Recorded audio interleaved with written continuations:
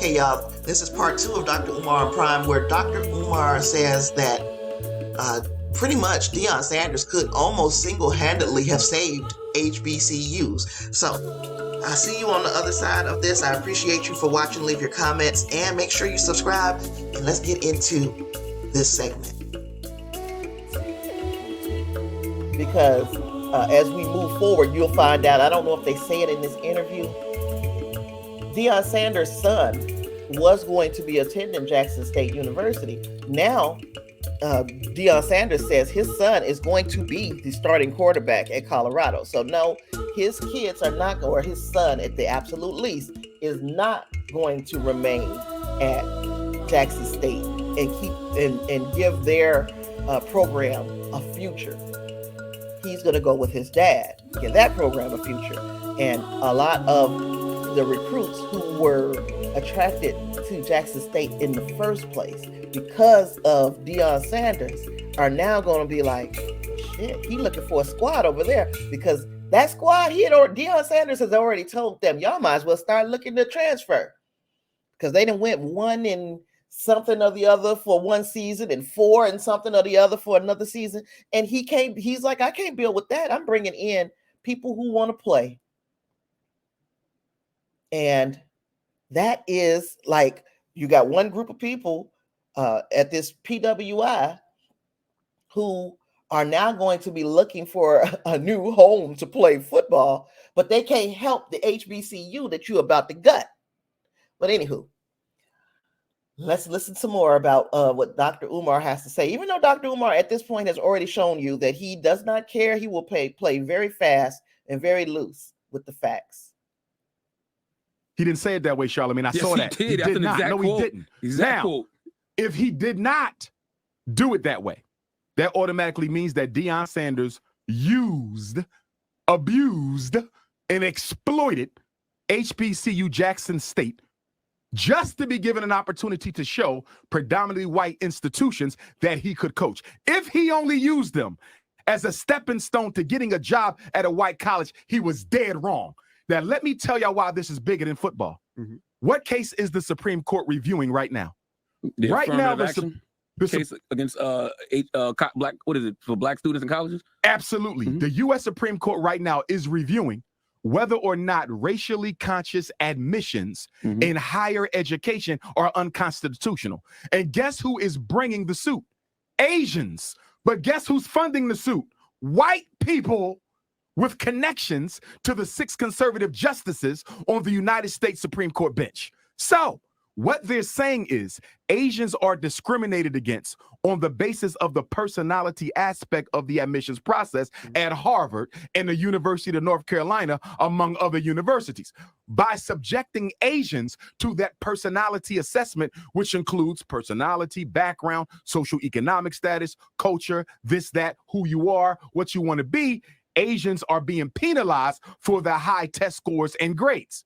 So what the Asians want and what the white folks who are funding the Asians want is they want the Supreme Court to say you cannot include race at all as a factor in higher education admissions. If they throw that out, if they say Harvard cannot use the personality assessment portion of the admissions process, the percentage of Asians that get accepted into PWIs goes up by 20%, and the percentage of black students will plummet by at least 50%. You know what that means? You are watching the gentrification of black children off of the PWI campus. How is this? Now, like I said, always be fact-checking Dr. Umar. But in this case, in this little part, he's correct.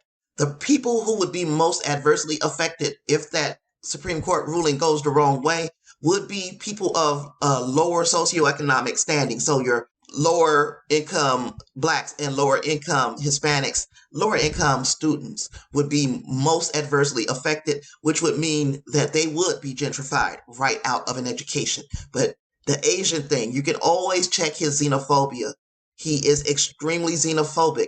So he's going to harp in on there being this huge conspiracy with all the races against black people. I thought he was there for a movement, not for money. Meaning, Deion Sanders, the coach of Jackson State, I foresaw a situation where Deion would hire other coaches other retired black NFL greats to coach other HBCUs. And now this is where I was confused by what Dr. Umar expected from Deion Sanders.